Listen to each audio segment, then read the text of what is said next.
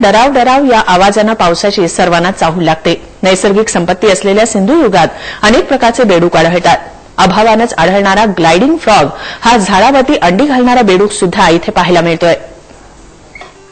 सिंधुदुर्गातील आंबोली जैवविविधतेने संपन्न समजली जाते। पावसाळ्याचा आरंभ काळ हा अनेक प्राण्यांचा प्रजनन काळ असतो। बेडकांचा देखील हा काळ प्रजननाचा असतो। कोकणामध्ये अनेक प्रकारचे बेडूक पाहायला मिळतात।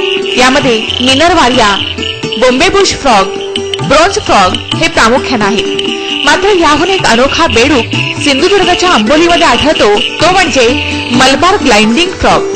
नेहमी बेडूक पाण्यामध्ये अंडी देताना आपण पाहतो, मात्र मलबार ग्लाइडिंग फ्रॉग चक्क झाडावर फेसाचं घरटं करून त्यामध्ये अंडी घालतो। पावसाळ्याचा सीझन सोडला तर ते झाडाच्या डोलीमध्ये आपलं वास्तव्य करतात।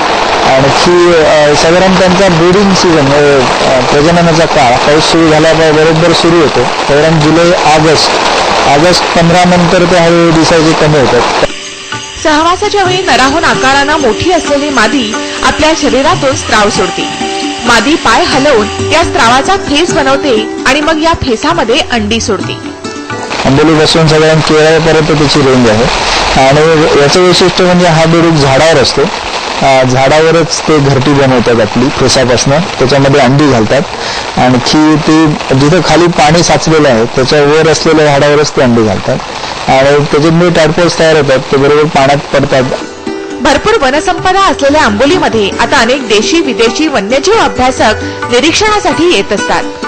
सिंधुदुर्गातील आंबोली ही जैवविविधतेसाठी प्रसिद्ध आहे। एरवी आपण जमिनीवर बेडूक पाहतो, परंतु आंबोली या ठिकाणी मलबार ग्लाइडिंग फ्रॉग नावाचा झाडावर राहणारा बेडूक आढळतो आणि हा बेडूक पाहण्यासाठी आता पर्यटक या ठिकाणी येऊ लागलेले आहेत।